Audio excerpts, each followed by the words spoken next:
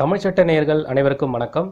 இது வரைக்கும் எங்கள் சேனலை சப்ஸ்கிரைப் பண்ணலைன்னா மறக்காமல் சப்ஸ்கிரைப் பண்ணிக்கோங்க. அப்போ தான் நாங்கள் தினம் போடுற பதிவு உங்களை வந்து அடையும். இன்றைக்கி வீடியோக்குள்ள போகலாம் வாங்க.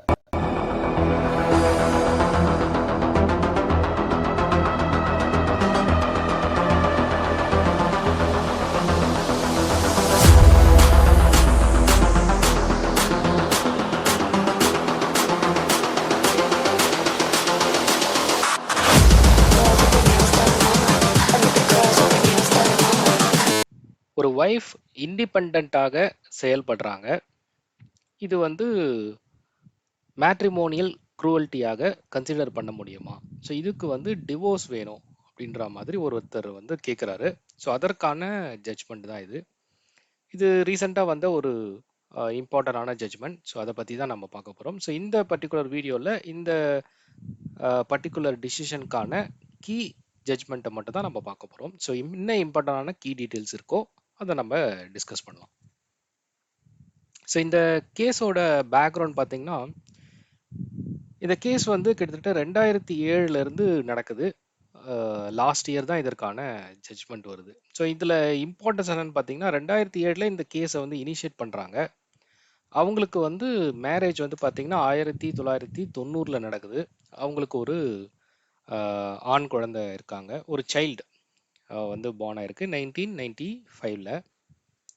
கிட்டத்தட்ட 23 வருஷமாக அவங்க வந்து செப்பரேட் ஆயிட்டாங்க, நாட் லிவிங் டுகெதர். இந்த பர்டிகுலர் அலிகேஷன், அதாவது அவங்களுடைய ஹஸ்பண்டோட அலிகேஷன் என்னன்னு பார்த்தீங்கன்னா, என்னோட ஒய்ஃப் வந்து இண்டிபெண்ட்டாக சோஷியல் ஆக்டிவிட்டீஸில் வந்து ஈடுபடுறாங்க. ஸோ எக்ஸாம்பிள் வந்து travelling alone, not observing traditional practice, interacting socially. So இதெல்லாம் எனக்கு வந்து எமோஷ்னல், அதாவது காசிங் எமோஷனல் டிஸ்ட்ரெஸ் வந்து நடக்குது. So it's amount to mental க்ரூவல்ட்டின்னு அவர் சொல்கிறாரு. Client desertion and lack of effort of reconcile. So இப்போ இந்த கேஸோட பேக்ரவுண்ட் உங்களுக்கு தெரியும். இப்போ அந்த ஹஸ்பண்ட் வந்து என்ன கேட்குறாருன்னா, எனக்கு வந்து டிவோர்ஸ் கொடுங்க அண்டர் வந்து மென்டல் க்ரூவல்ட்டி கண்டிஷனில். அதுக்கப்புறம் ஃபர்ஸ்ட் பாயிண்ட். செகண்ட் பாயிண்ட் வந்து எனக்கு வந்து அவங்க ரொம்ப காலமாக என்னை விட்டு பிரிஞ்சிருக்காங்க.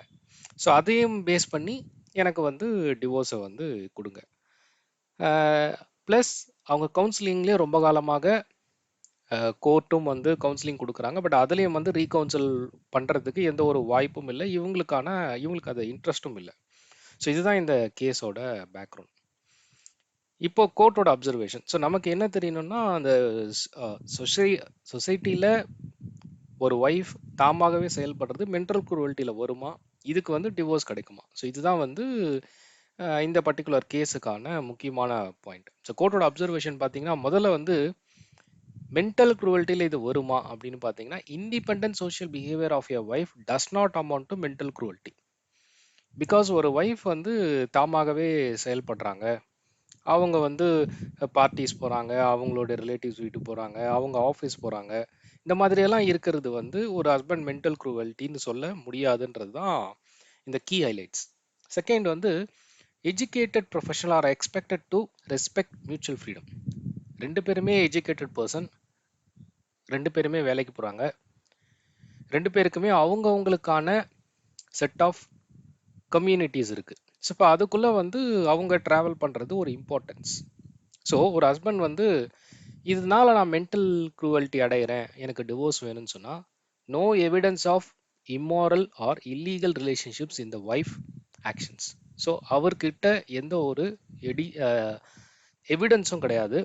பிகாஸ் அந்த ஒய்ஃப் வந்து இம்மாரலாக பிஹேவ் பண்ணுறாங்க, இல்லீகல் ரிலேஷன்ஷிப் வச்சுருக்காங்க. பிகாஸ் அந்த மாதிரி ஒரு கண்டிஷன் இருந்தால் அதை வந்து மென்டல் க்ரூவல்ட்டின்னு கொண்டு வரலாம். பட் இங்கே என்ன நடக்குதுன்னு பார்த்தீங்கன்னா, அந்த மாதிரி வந்து எந்த ஒரு எவிடன்ஸும் அவர்கிட்ட கிடையாது. ஒரே ஒரு மேட்டர் என்னென்னா டிசர்ஷன்.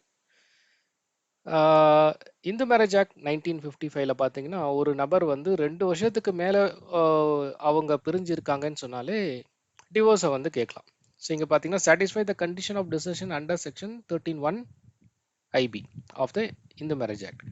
இங்கே என்ன நடக்குதுன்னா, prolonged separation of over 2 decades, கிட்டத்தட்ட 20 வருஷத்துக்கு மேலே அவங்க ரெண்டு பேரும் வந்து பிரிஞ்சு வாழ்ந்துட்டு இருக்காங்க. ஸோ இந்த கண்டிஷன் பார்த்தீங்கன்னா, there is a no visible effort from either party to reconcile. அவங்க கோர்ட்டால முடிவு பண்ணியும் அவங்க பேரண்ட்ஸ் ரிலேட்டிவ்ஸால எல்லாரோடைய இன்டர்வென்ஷனாலையும் அவங்களால ஒன்று சேர்க்க முடியல. அப்போ இங்கே ரெண்டு கொஷின். டிசர்ஷனுக்கு டைவர்ஸ் கொடுக்கலாம், மென்டல் குரூவல்ட்டியாக இந்த மேட்டரை வந்து ஏற்றுக்கொள்ள முடியாது. ஸோ ஜட்ஜ்மெண்ட் மென்டல் குரூவல்ட்டி வந்து claim rejected based on lack of evidence. So court வந்து மென்டல் குரூவல்ட்டியை ரிஜெக்ட் பண்ணுறாங்க, ஏன்னா போதுமான எவிடன்ஸ் வந்து கிடையாது. செகண்ட் வந்து டிசர்ஷன் கிளைம். அந்த பர்சன் வந்து டிவோர்ஸ் பிட்டிஷன் ரெண்டு கேட்குறாரு. ஒன்று வந்து மென்டல் குரூவல்ட்டி, இன்னொன்று வந்து என்னை விட்டு ரொம்ப காலமாக வாழ்ந்துட்டு இருக்காங்க, எனக்கு வந்து டிவோர்ஸ் கொடுங்க. அதை வந்து அக்செப்ட் பண்ணுறாங்க due to prolonged and intentional separation. அவங்க வேணுனே வந்து இன்டென்ஷனாக செப்பரேஷனாக இருக்கிறதுனால இதை வந்து நீதிமன்றம் ஏற்றுக்கொள்கிறாங்க. ஸோ அட் லாஸ்ட் அந்த அப்ளிகேஷனோட அவுட்கம் பார்த்தீங்கன்னா அந்த டிவோர்ஸ் வந்து கிராண்ட் பண்ணப்படுது on the ground of desertion. இதுக்கு முன்னாடி என்னாச்சுன்னு பார்த்தீங்கன்னா இவங்க வந்து ஹைகோர்ட்டில் இந்த தீர்ப்பு வாங்குறாரு அந்த ஹஸ்பண்ட். அப்பீல் போய் இதுக்கு முன்னாடி ஃபேமிலி கோர்ட்டில் அந்த டிவோர்ஸ் பிட்டிஷனே ரிஜெக்ட் பண்ணுறாங்க, கொடுக்க முடியாதுன்னு சொல்லி அதுக்கு தான் அப்பீல் வர்றாரு. அப்போது ஹைகோர்ட் வந்து இந்த பர்டிகுலர் டிசிஷன் வந்து கொடுக்குறாங்க.